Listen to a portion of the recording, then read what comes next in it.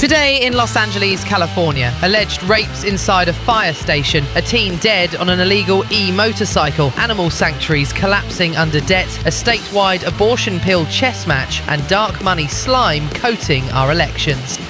I'm Vixie Steele. This is Loud and Local with Vixie Steele, Los Angeles, California. Let's get into it. First up, Cal Fire employee allegedly committed multiple rapes at Temecula Station. David Renteria has been charged with raping 3 women. Prosecutors say one attack at Station 96 in Temecula lasted 6 hours. 6 hours, mate. No intervention. No one stopping it. I swear, what the hell is going on with oversight in places we trust with our lives? Renteria was arrested in April after a 4-month investigation and is facing 12 felony counts. Termination paperwork was served in May at Riverside County Jail.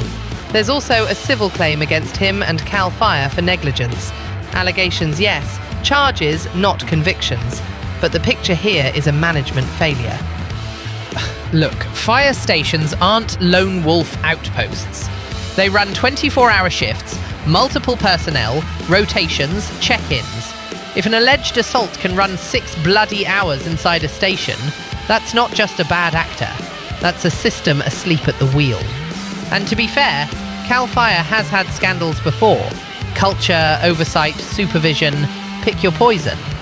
Can someone explain why this bullshit is allowed? Where's the chain of command? Where's the duty to intervene? Where's the basic human decency? If you run a station, you don't just manage hoses and calendars. You safeguard everyone inside those walls. I shouldn't have to say this, but here we fucking are.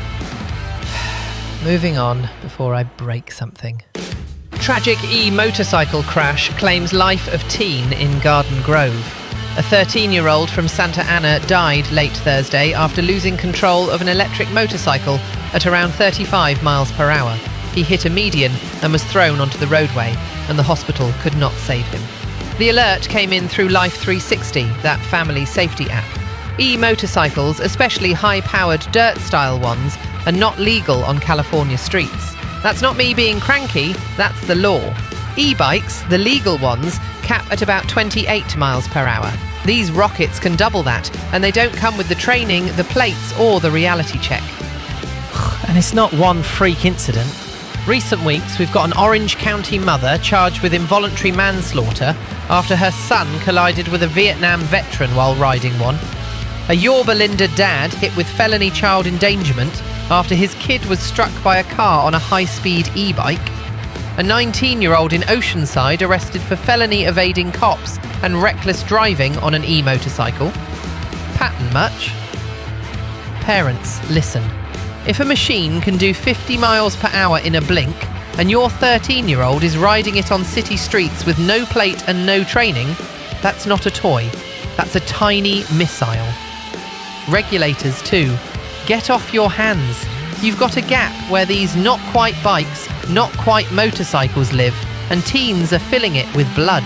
I mean, how many hospital beds before you move? Jesus Christ.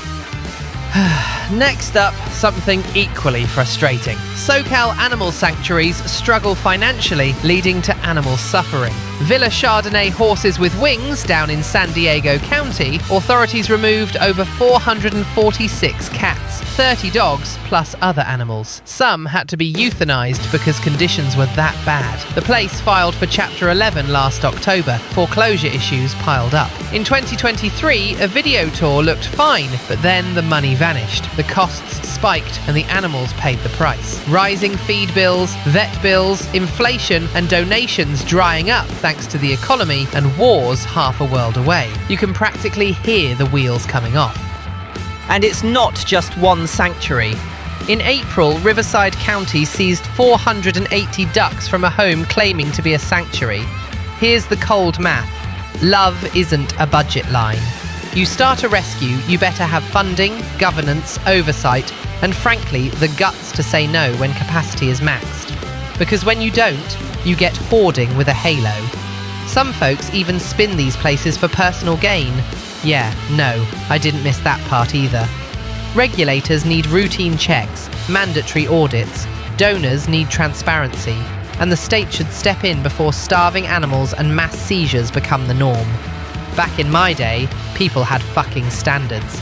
Feed the animals or shut your doors. Respect where it's due to the San Diego Humane Society for stepping in. That's the good shit right here, saving who they could. Let's shift gears before I start throwing shit. California prepares for potential Supreme Court ban on abortion pills.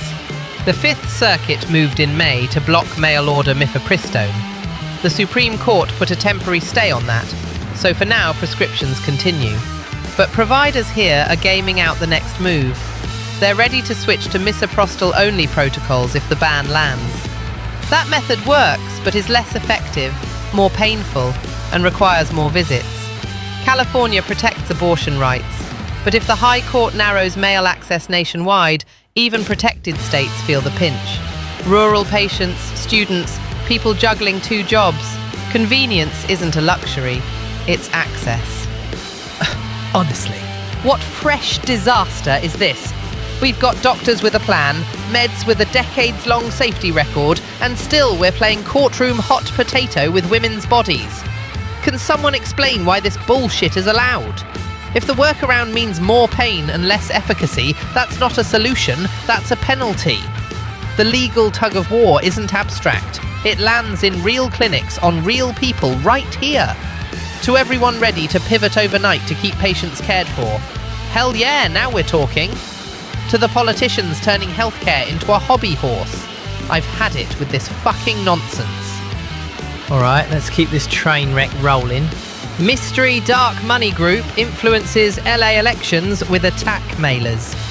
A 501c4 calling itself Neighbours First is flooding mailboxes with hit pieces on left-wing city council candidates, going after stances on police hiring and homelessness.